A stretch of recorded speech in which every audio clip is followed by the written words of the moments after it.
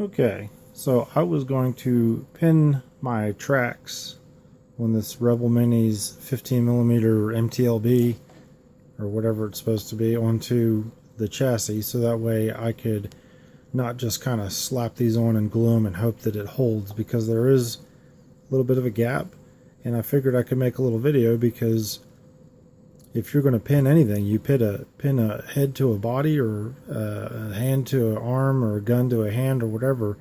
Pinning is very helpful in holding everything together, giving it like a bone to glue the meat on, basically.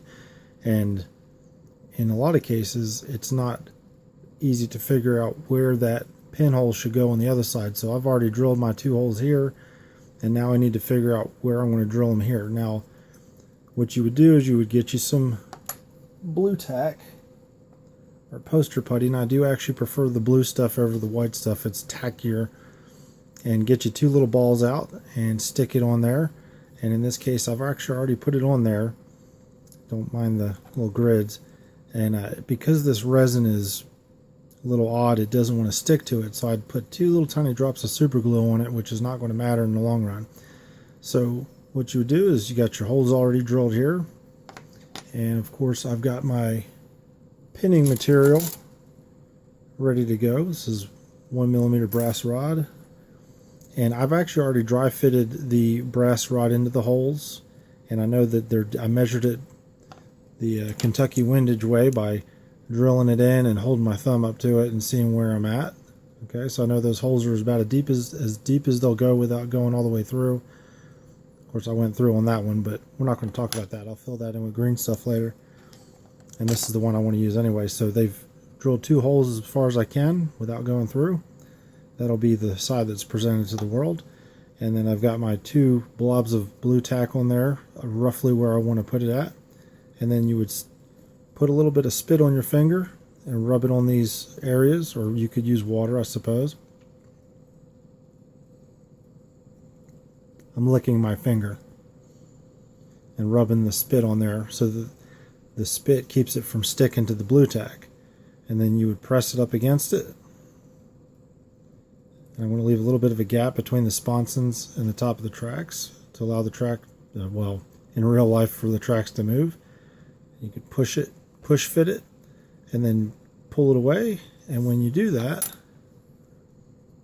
you can see where the track edge came in, but you can also see where that pinhole is on the reverse. And the same thing there. And then you just simply take your drill and drill in where that little hump is and get you a little pilot hole started. Same thing on that one. I know you may not be able to see the exact holes. And don't worry about the blu-tak. The blu-tak is actually catching the shreds and stuff. And then once you've got your pilot hole started, you can rub it away. If it was, I would just dispose of this blu-tak and not bother using it again. And in this case, because I super glued it, I'm going to have to scrape it right off. This is the first time I've ever had to do it like this. Usually I just put a little blob of blu-tak on there, mash it together. Of course, a clean surface will make it stick better.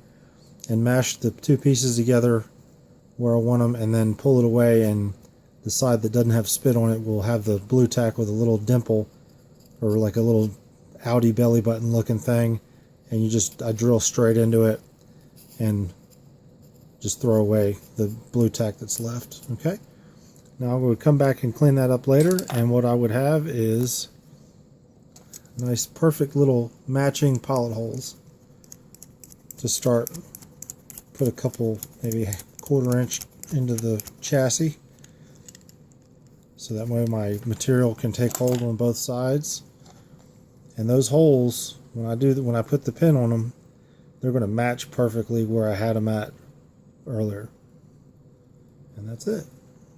You also notice that blu-tak is very handy to keep your super glue from tipping over by blu-tacking it to a base. This is my normal size one, but it's about empty.